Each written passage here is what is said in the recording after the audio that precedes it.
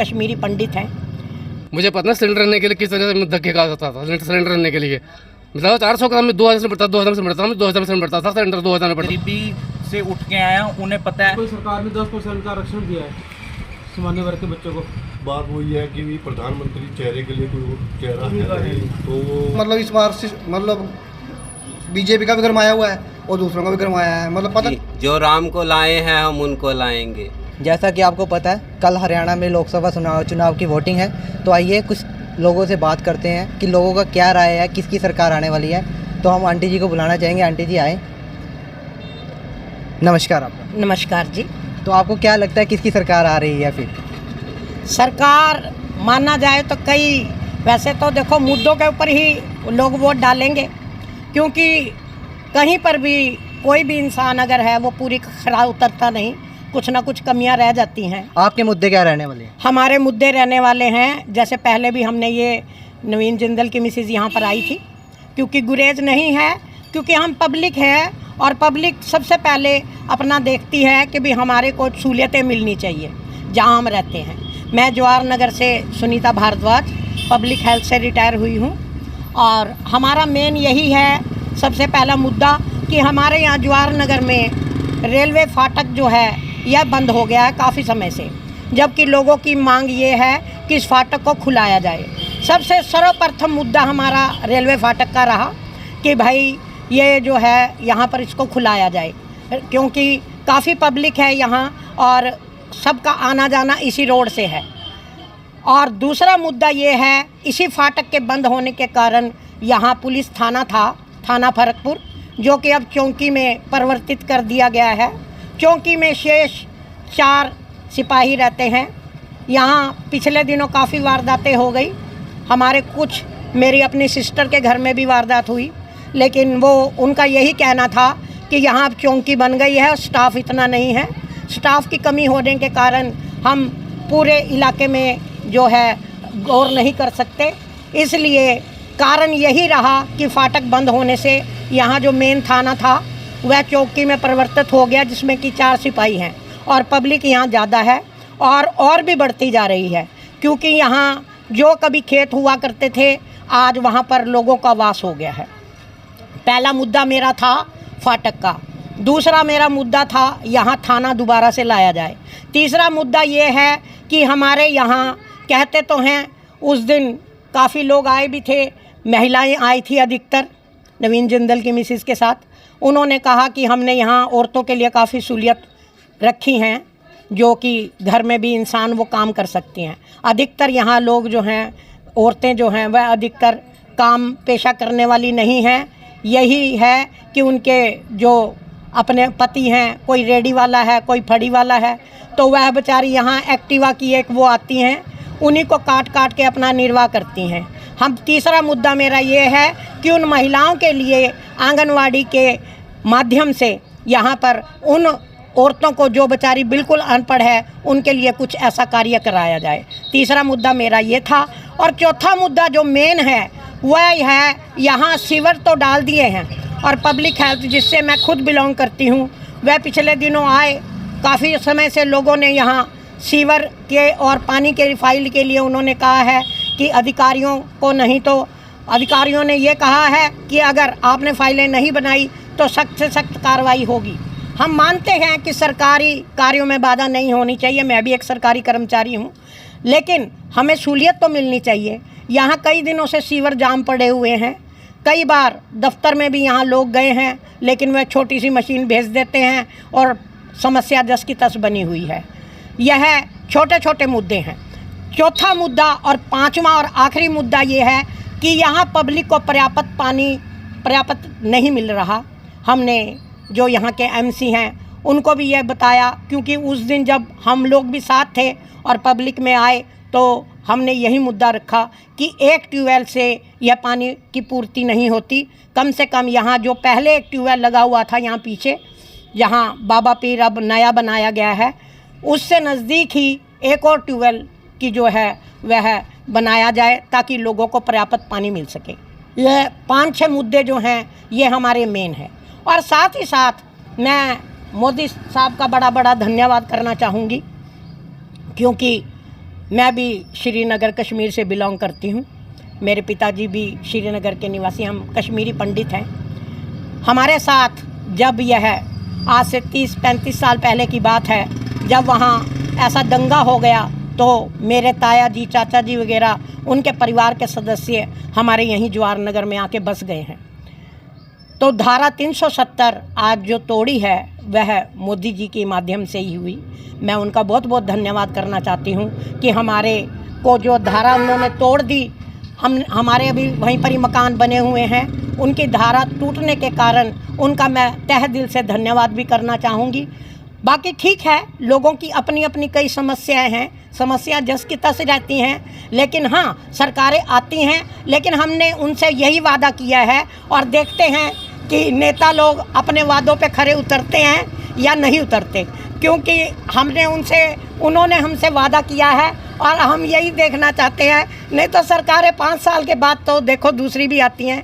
और हाथ जोड़ के हम बीजेपी वालों से यही गुजारिश करेंगे कि आपने अच्छे कार्य भी किए हैं, लेकिन आम पब्लिक के लिए जो समस्याएं खासकर हमारे जवाहर नगर की हैं, इसके ऊपर भी गौर किया जाए। धन्यवाद। तो कल आप बीजेपी को वोट कर रहे हो, इसका मतलब है आप लास्ट में बात ये बता दो कि कल आप बीजेपी को वोट कर रहे हो। ऐसा है, यह तो समय ही बताएगा कि क्या है क्या नहीं है ना।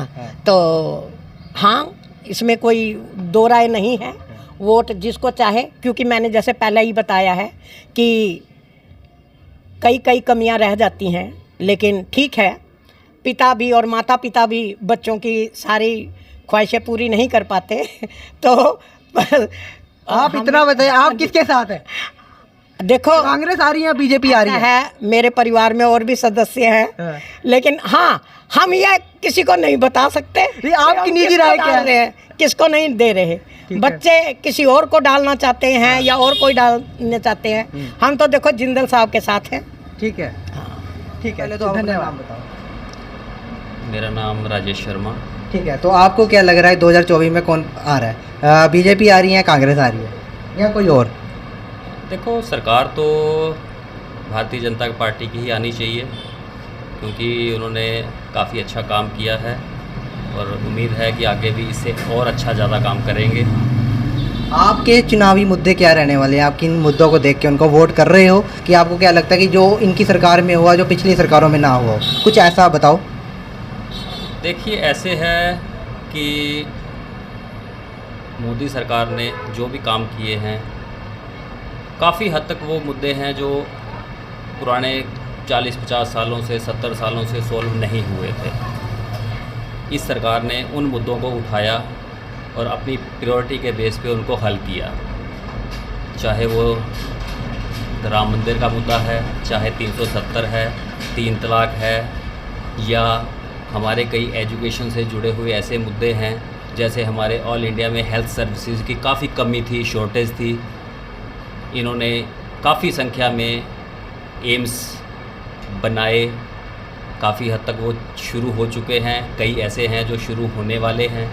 तो उससे हमारी हेल्थ की सर्विसेज काफ़ी हद तक बढ़ी हैं और उम्मीद है कि अगर 2024 में दोबारा ये आएंगे तो इससे भी ज़्यादा थोड़ा सा और स्पीड पकड़ के पहले से ज़्यादा अच्छा और काम करेंगे। यानी कल आप बीजेपी को वोट करने जा रहे हो? बिल्कुल, 100%। ठीक है, आप अपना नाम बताओ। महेंद्र कुमार। महेंद्र जी, फिर आप 24 में किसको प्रधानमंत्री के रूप में देख रहे हैं? नरेंद्र मोदी को। दोबारा बोले एक बार। नरेंद्र मोदी जी को। तो आपको उनके ऐसे कौन से काम जो लगे हैं जो आपको लग रहा है कि वो दोबारा आएंगे? आपके चुनावी मुद्दे क्या रहने वाले हैं? मुद्दा तो सर है, मुद्दा तो इस तरह का है। मुद्दा तो जैसे महंगाई जबते महंगाई करते महंगाई, तो महंगाई तो सर 2014 में महंगाई थी 10.3%, अब है 5.3%। तो महंगाई तो मुद्दा है नहीं। दूसरा बेरोज़गारी, वह तो मोदी ने बहुत काम किया मोदी ने बेरोज़गारी के लिए। तो इतने स्टार्टअप बने हुए हैं, इतने लोन मिले, इतना मुद्रा लोन है और कई तरह के ऐसे हुआ है, मतलब कि और कितनी योजनाएं हैं। प्रधानमंत्री की सुरक्षा बीमा योजना है, प्रधानमंत्री जीवन ज्योति बीमा योजना है, उसमें कितने लोगों को फ़ायदा मिल रहा है। तो आपके कहने का मतलब है कि मोदी सरकार आ रही है। अभी राहुल गांधी जी कह रहे हैं, उनका बयान आया था कि अगर मोदी जी दोबारा आते हैं तो वो आरक्षण को हटा देंगे और देश को बेच देंगे। इस पे आपकी क्या राय है? कौन विश्वास करेगा जिनकी बातों पे? कौन विश्वास करेगा कि दादाजी कहते थे जवाहरलाल नेहरू जी के हम गरीबी हटा देंगे, इंदिरा जी कहते राजीव गांधी से कहते हैं पूरे बता देंगे। राजीव जी कहते हैं कि 1 पैसे बेचते तो हमें 15 पैसे वहाँ जाता था। तो ये तो कौन विश्वास करेंगे बातों पे। जो राहुल गांधी की भारत जोड़ो यात्रा जो उनकी रही, क्या उससे उनको उनकी पार्टी को कुछ फायदा हो सकता है कि नहीं? कुछ फायदा हो सकता है 10%। ठीक है।